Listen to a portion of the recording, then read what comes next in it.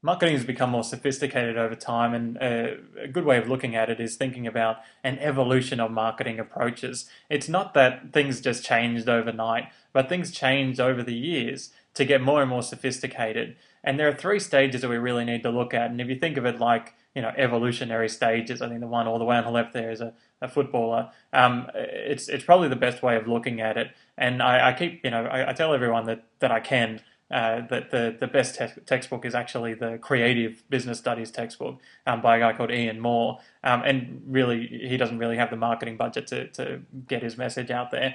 But his way of looking at it is probably the best in this idea of evolving over time. So the three approaches that you really need to know about are the production approach, the selling approach, and the marketing approach. The production approach is a really old one where you just focus on perfecting the product and assume that the customers are going to buy a really, really good product. Right? But once production became a little bit different, and businesses were able to produce more and more and more and more and more, they started having to really compete with each other for business, which is where the selling approach came in. And if you watch, Mad Men, I probably wouldn't recommend watching it, but you can see this idea of moving into a selling approach where you focus on the skills of selling, and it's a very specific set of skills that you need to use in order to sell a product. You still make the product as good as possible, but that idea of having this selling approach is a little bit extra, and it focuses a little more on marketing, a little less on operations. The final approach, and the more modern approach, is this marketing approach, where you focus on the customer's needs and wants at every single stage. So at the design stage, you start focusing on what the customer wants and what the customer needs, what the customer wants from a product. And a lot of products come right from that level, right? They're right at the very design level. At the first idea, the customer is in mind.